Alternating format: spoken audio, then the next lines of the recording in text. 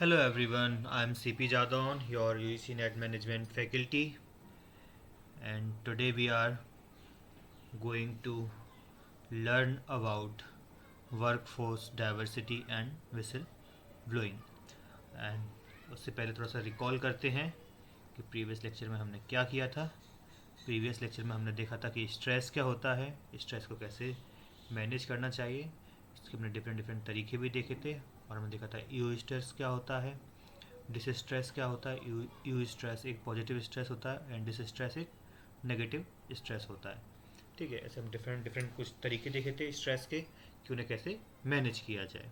कुछ ऑर्गेनाइजेशनल तरीके थे, कुछ पर्सनल तरीके थे, है ना। तो और आज हम देख रहे हैं workforce diversity and whistle blowing. ये हमारी यूनिट का आखिरी टॉपिक है, इसके बाद हमारी सेकेंड यूनिट ख़त्म हो जाएगी। So let's begin. Workforce diversity, अगर हम वर्कफोर्स डाइवर्सिटी की बात करें तो क्या होता है कि आपकी जो कंपनी की वर्कफोर्स है या एम्प्लॉई हैं वो डाइवर्स बैकग्राउंड से हैं, या डाइवर्स उनकी रिलीजन डिफरेंट रिलीजन से हैं, या सेक्सुअल ओरिएंटेशन से हैं, है ना, या सोशियो इकोनॉमिक डिफरेंट बैकग्राउंड से। और उनसे मिलकर जब आपकी कंपनी का वर्कफोर्स बनता है ना, तो इस ऐसे वर्कफोर्स को हम कैसे बोलते हैं, डाइवर्सिफाई वर्कफोर्स बोलते हैं। इसके हमें कुछ फ़ायदे हैं, जैसे कि आपको डिफरेंट डिफरेंट बैकग्राउंड से लोग मिलते हैं तो आपको डिफरेंट डिफरेंट पर्सपेक्टिव जानने को मिलता है ना। डिफरेंट डिफरेंट लोग जो होते हैं उनके डिफरेंट डिफरेंट तरीके होते हैं सोचने के, हर सोसाइटी का एक अपना तरीका होता है सोचने का। तो इस तरीके से हमें क्रिएटिव प्रॉब्लम सॉल्विंग मैकेनिज्म मिल जाता है। तो ये कुछ फ़ायदे होते हैं हमारे डाइवर्सिटी के।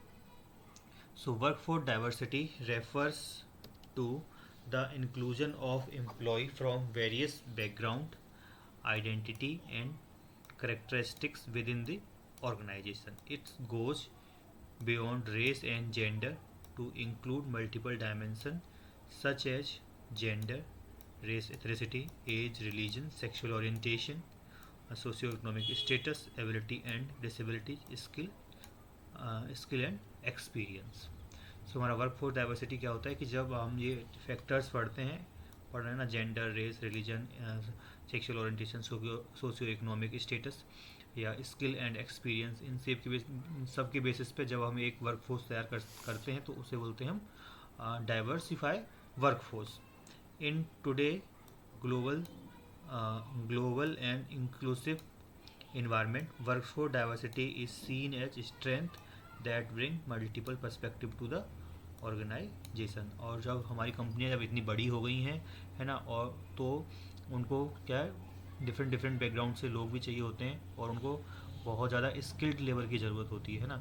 तो उनको ये मदद करता है कि वो अच्छे से अपनी वर्कफोर्स को मैनेज कर सकें, और वो जो वर्कफोर्स डाइवर्सिटी को है, जो बड़ी ऑर्गेनाइजेशन, वो एक पॉजिटिव आस्पेक्ट की तरह देखती हैं। जैसे कि अगर हम पिछले टाइम की बात करें, जब एक क्लोज या एक नैरो थॉट होता था कि एक पर्टिकुलर टाइप के लोगों को ही सिलेक्ट किया जाता था कंपनी में वर्क करने के लिए। जैसे कि अगर हम बात करें रिसेंटली ही, अभी भी ऐसा हम देखते हैं कि ज़्यादातर मेल कैंडिडेट को ज़्यादा प्रेफर किया जाता है एज सच। वुमेन कैंडिडेट को या वुमेन एम्प्लॉय को इतना ज़्यादा मतलब कंपनी में हायर नहीं करते हैं। ऑल्दो अब कोशिश की जा रही है कि 50-50 का रेशियो हम मेंटेन कर सकें, लेकिन अभी भी हम बहुत कहीं पीछे हैं इस रेशियो से। वो क्यों है कि बहुत सारे फैक्टर्स उसके पीछे काम करते हैं। ऐसा जनरली स्टोरी टाइप बना रखा है कि औरतें या वुमेन हैं वो कम काम करती हैं, लेकिन ऐसा नहीं है, वो बहुत हायर पोजीशन पे हैं और अच्छा काम कर रही हैं। तो यही सब चीज़ें हैं कि हमें इन सब चीज़ों से आगे निकल के थोड़ा सा सोचना होगा। और क्योंकि ये क्या करता है, एक हमें पॉजिटिव डायरेक्शन की तरफ मूव करता है, जिससे हम क्या कर सकते हैं, एक अच्छा एक पूल बना सकते हैं ह्यूमन रिसोर्स का, जहाँ पे हमें डाइवर्स थिंकिंग और क्रिटिकल या प्रॉब्लम सॉल्विंग स्किल को सॉल्व करने में मदद मिलेगी। Type of workforce diversity, workforce diversity को हम डिफरेंट डिफरेंट तरीके से देख सकते हैं। जैसे कि हम रेस एंड एथनिसिटी के बेस पे देख सकते हैं। Race refers to the biological identity, जैसे physical trait, skin colour and hair type. And ethnicity क्या होता है हमारा, refers to cultural background, tradition and geography.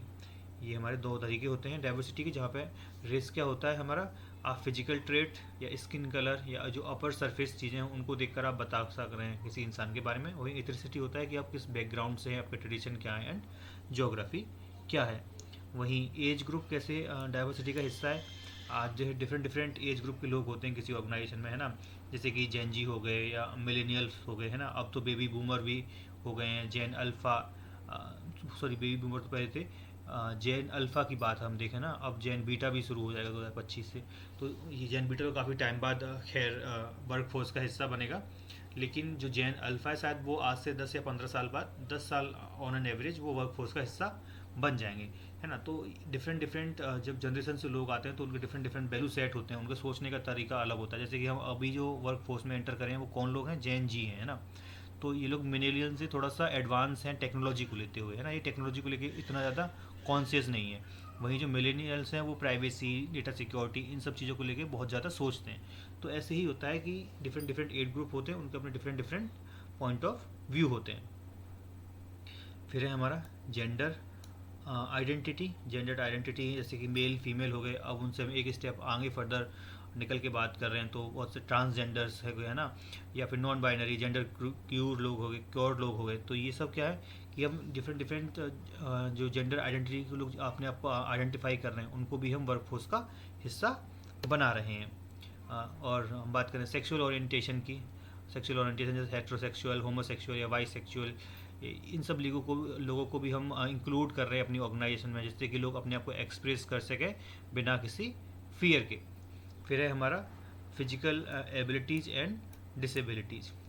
Disability में include physical and visual, mental and learning challenges, providing accessibility and accommodation ensure equal opportunity, differently abled employee bring unique perspective and creativity। देखो जो differently disabled लोग हैं इनको government भी क्या कर रही है, प्रमोट, मतलब इनको अलग से रिजर्वेशन देके इनको प्रमोट कर रही है, कैसे भी करके इनको हम मेन स्ट्रीम के साथ इनको कनेक्ट कर सकें, सो दैट हम सबको एक इक्वल अपॉर्चुनिटी या चांस दें जिससे कि वो भी मेन स्ट्रीम का हिस्सा बन सके। वहीं क्या है फिर हमारा नेक्स्ट पॉइंट है socio economic status. Socio economic status क्या है कि आप किस किस फाइनेंशियल बैकग्राउंड से आते हैं ना, उनके बेस पे हम लोगों को इंक्लूड करते हैं। Employee came from varied social and financial background, a mix of experience contribute to diverse point of view, organisation should prevent discrimination based upon economic classes, है ना। हमें इकोनॉमिक क्लास के बेस पे भी जो डिस्क्रिमिनेशन है उसको कम करना चाहिए, क्योंकि डिफरेंट डिफरेंट जो फाइनेंशियल बैकग्राउंड से लोग आएंगे तो उनके सोचने का तरीका भी होगा, अलग अलग होगा, है ना।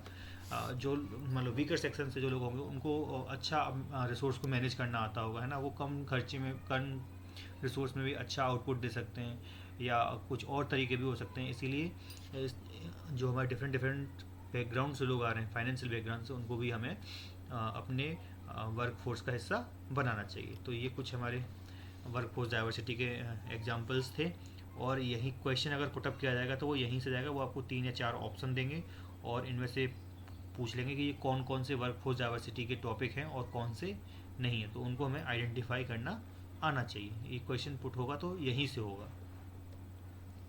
अब क्या है benefit of workforce diversity. Workforce diversity का हम जैसे कि कई बार बात कर चुके हैं, इनोवेशन एंड क्रिएटिविटी को इन्हेंसमेंट मिलेगा। वहीं अगर क्रिएटिविटी और इन्हेंसमेंट होगा तो वहाँ से हम प्रॉब्लम सॉल्विंग, जो क्रिटिकल प्रॉब्लम्स हैं उनको सॉल्व करने के लिए हमें different different point of view मिलेंगे, है ना। और फिर वहीं उसके बाद है हमारा enhanced employee engagement and retention, है ना, जहाँ पर जब लोगों को लगेगा कि वहाँ उन्हें सब जगह इंक्लूड किया जा रहा है, उनके साथ डिस्क्रिमिनेशन नहीं किया जा रहा है, तो उन्हें ऐसा लगेगा कि वो वहाँ बिलोंग करते हैं और उनको एंगेजमेंट या उन्हें रिटेन करने में HR डिपार्टमेंट को आसानी होगी।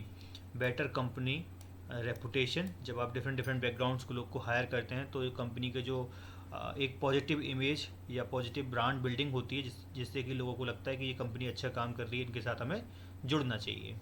Expanded talent pool, hiring exclusive inclusive attract skilled candidate from all backgrounds.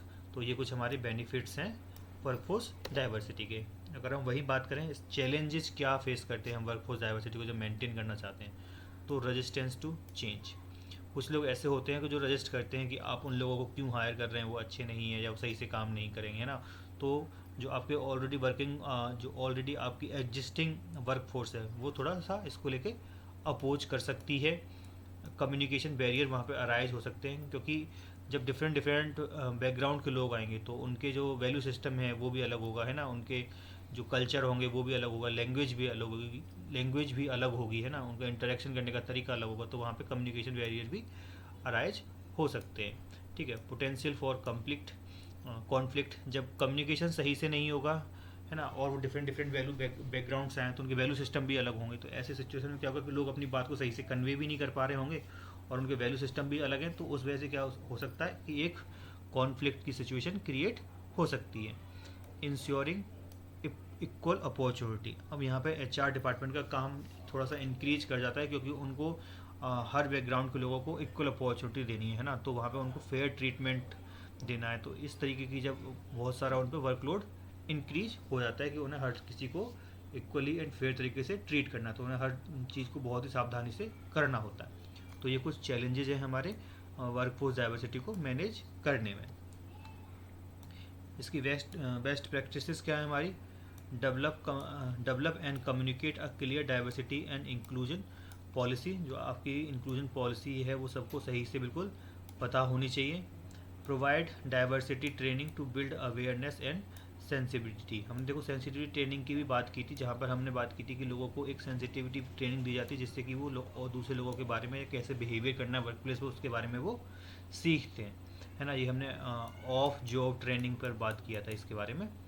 Encourage open communication and create safe space for feedback, है ना। जब आप वर्कफोर्स डाइवर्सिटी को मेंटेन करना चाह रहे हैं तो वहाँ पे आप इनकरेज करें कि ओपन कम्युनिकेशन हो और सब वहाँ पे सेफ महसूस करें। Promote inclusive leadership by ensuring leader model and fairness, respect, track and measure diversity metrics to identify progress and gap, आप वहाँ पर मैनेज करते रहें और अगर आपको कोई दिक्कत दिखती है तो उस गैप को फिल करने की कोशिश करें।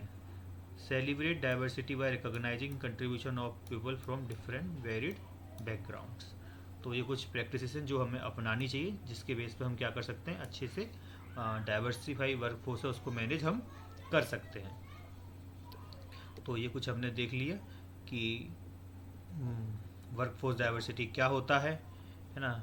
टाइप देख ली हमने वर्कफोर्स डाइवर्सिटी के, जो कि इम्पोर्टेंट है इस टॉपिक से। फिर हमने देखा कि बेनिफिट क्या है वर्कफोर्स डाइवर्सिटी के, चैलेंजेस क्या होते हैं मैनेज करने में वर्कफोर्स डाइवर्सिटी को, एंड बेस्ट प्रैक्टिसेस क्या हो सकती है जिनकी बेस पर हम वर्कफोर्स डाइवर्सिटी को अच्छे से मैनेज कर सकें। And next topic is whistle blowing. देखो विसिल ब्लोइंग क्या होता है कि जब कोई एक व्यक्ति क्या करे, मतलब अगर कंपनी में कुछ अनएथिकल काम हो रहा है ना, या इलीगल एक्टिविटी हो रही है, तो उसके बारे में वो जो एम्प्लॉई है कंपनी में जो काम करता है या जानता है, वो बाहर जाकर या टॉप मैनेजमेंट को उसके बारे में बता देता है कि ऐसा कुछ गलत हो रहा है, तो इसी को बोलते हैं हम whistle blowing. Whistle blowing is the act of disclosing information by employee or stakeholder about unethical, illegal or harmful practices within the organization। तो विसिल ब्लोइंग क्या होता है कि कोई एम्प्लॉई है या कोई स्टेक होल्डर्स है, उसको कंपनी में कुछ अनएथिकल या कुछ इलीगल हो रहा है या कुछ हार्मफुल एक्टिविटी है जिससे किसी और को नुकसान हो सकता है या किसी व्यक्ति को नुकसान हो सकता है या फिर कंपनी को नुकसान हो सकता है या सोसाइटी को नुकसान हो सकता है, तो उनको क्या करते हैं, रिपोर्ट करना होता है, उनके बारे में पब्लिकली आके बोलना होता है। A whistle blower is the person who report such misconduct either internally to HR compliance team और मैनेजमेंट और externally to government authorities regularly और मीडिया। तो जो विसल ब्लोअर है या तो वो HR डिपार्टमेंट के पास जा सकता है ना, HR या टॉप मैनेजमेंट के पास चले जाए, या फिर क्या हो वो एक्सटर्नली या फिर गवर्नमेंट के जो एम्प्लॉई हैं अथॉरिटी हैं उनसे बात करें या फिर मीडिया से बात कर सकते हैं। इसका एग्जांपल क्या है, an employee reporting work place harassment to HR, मतलब कोई व्यक्ति को काम करने में हरेस किया जा रहा है तो वो अपनी ग्रीवेंसेस लेके कहाँ जाएंगे, HR के पास जाते हैं। An environmental engineer reporting harmful industry practices to authority regulatory authority, कि एक इंजीनियर है, इन्वायरमेंटल इंजीनियर है, उन्होंने अब कुछ ऐसी एक्टिविटी देखी हैं जो इंडस्ट्री की कुछ ऐसी एक्टिविटी हैं जो इन्वायरमेंट को हार्म कर रही हैं, है ना, तो उनको वो रिपोर्ट कर रहे हैं रेगुलेटरी अथॉरिटी को कि इस काम को कैसे भी करके रोका जाए, ये अनएथिकल है या इससे पर्यावरण को नुकसान हो रहा है। विसल ब्लोअर में face retaliation such as termination, harassment और demotion, but laws are designed to protect them. अब डेफिनेटली क्या होगा कि अगर आप किसी के बारे में कंप्लेन करोगे, बोलोगे, तो आपको या तो कंपनी से निकाल दिया जाएगा या आपको हरेस किया जाएगा, है ना, या आपका डिमोशन कर दिया जाएगा। तो इस स्थिति में क्या होता है कि एक लॉ बनाया गया है जो आपको या विसल ब्लोअर को प्रोटेक्ट करता है। तो अब वो देख लेते हैं कि क्या है। तो विसल ब्लोअर एक्ट 2014, तो ये क्या है? The act provide a legal framework for protecting individual who expose corruption, misconduct of power and wondering wrong doing in public office.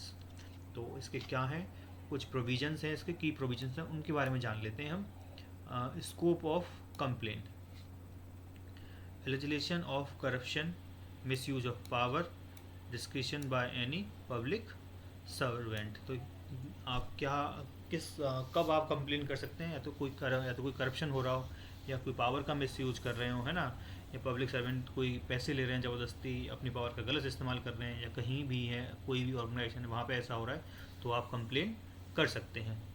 Protection of whistle blower, safe guard against victimisation और retaliation. उसमें आप कुछ protection दिए गए हैं जहाँ पर आपको बचाया जाता है, और आप जो विक्टिम है उसको रिटेलिएशन से बचाने के लिए वहाँ पर कुछ सेफ गार्ड प्रोवाइड किए गए हैं। हु कैन कंप्लेन, कंप्लेन कौन कर सकता है? एनी पर्सन, कोई भी पर्सन कर सकता है, including a public servant can make a public interest disclosure. तो कोई भी कंप्लेन कर सकता है। कॉम्पिटेंट अथॉरिटीज़ हैं, कुछ अथॉरिटी के पास आप जाओगे। Different authorities are defined, different authorities हर जगह डिफाइन करी गई हैं। For example, complaint against union minister go to prime minister. अगर कोई यूनियन मिनिस्टर हैं तो उनकी जब आपको कंप्लेंट करनी है तो आप कहाँ करेंगे? प्राइम मिनिस्टर के पास करेंगे। फिर है आइडेंटिटी रिक्वायरमेंट। अब आप कंप्लेन करना चाह रहे हैं किसी की, है ना, आप विसल ब्लोअर हैं, आप कंप्लेन करना चाह रहे हैं, तो आपको क्या होगा? अपनी आइडेंटिटी बतानी होती है। आप अगर अपनी आइडेंटिटी छुपाकर किसी कोई कंप्लेन करेंगे तो वो कंप्लेन रजिस्टर्ड नहीं की जाएगी। Anonymous complaint are not allowed. Whistle blower must establish identity, otherwise no action is taken. मतलब आपको पता है कि गलत हो रहा है ना, और आपने कंप्लेन कर ली, लेकिन एक्शन नहीं लिया जाएगा जब तक आप अपनी आइडेंटिटी को नहीं बताएंगे। तो विदाउट आइडेंटिटी कोई एक्शन नहीं लिया जाएगा। तो इसीलिए जो विसल ब्लोअर है उनको अपनी आइडेंटिटी बतानी ही होती है। ये इंपॉर्टेंट पॉइंट है यहाँ पे। टाइम लिमिट क्या है? Complaint must be filed with in 7 year from the alleged incident. तो आप 7 साल तक कंप्लेंट फाइल कर सकते हैं। राइट टू अपील क्या है? If aggravated by the decision of the competent authority, one can appeal to court within 60 days। aggravated, अच्छा, पीड़ित। अगर मान लो कोई व्यक्ति पीड़ित है, उसको कुछ दिक्कत हुई है, तो वो 60 दिन के जाकर हाई कोर्ट में अपील कर सकते हैं। पेनल्टीज़ क्या लगेंगी? अगर मान लो आप विसल ब्लोअर के बारे में बता देते हैं तो उसमें पेनल्टीज का भी प्रावधान किया गया है। If someone deliberately reveal a whistle blower identity, अगर कोई विसल ब्लोअर की आइडेंटिटी को बता देता है तो imprisonment up to 3 year plus fine up to 50,000, और उनको 3 साल की जेल होगी और उन्हें फाइन भी लगाया जाएगा, है ना। इफ़ डिस्क्लोजर इफ फॉल्स और malicious, imprisonment up to 2 year plus fine up to 30,000। तो ये कुछ हमारे प्रोविज़न थे कि हमने पहले देखा विसल ब्लोइंग क्या होता है, कि विसल ब्लोइंग क्या होता है कि आपको अनएथिकल प्रैक्टिसेस के बारे में पब्लिकली या गवर्नमेंट या HR डिपार्टमेंट को बताते हैं, है ना। फिर हमने देखा कि विसल ब्लोइंग के कुछ नियम बनाए गए हैं। एक विसल ब्लोइंग एक्ट बनाया गया है जिससे विसल ब्लोअर को बचाया जा सके। इसमें हमने देखा कि कौन कंप्लेन कर सकता है, कहाँ कंप्लेन कर सकते हैं, है ना। और आइडेंटिटी रिक्वायरमेंट के बारे में हमने बात की कि आइडेंटिटी आपको बतानी ही होती है, कि अगर आपने आइडेंटिटी नहीं बताई अपनी तो आपकी जो बात आपने रखी है उसके अगेंस्ट एक्शन नहीं लिया जाएगा। फिर कुछ इम्पोर्टेंस देख लेते हैं विसल ब्लोइंग के क्या हैं। Protect public interest by exposing corruption and misconduct, strengthen transparency and accountability in the organisation, build ethical work culture by encouraging employee to raise concern without fear. तो ये कुछ इंपॉर्टेंस थे हमारे विसल ब्लोइंग के। सो ये हमारा यूनिट 2 अब ख़त्म हो गया।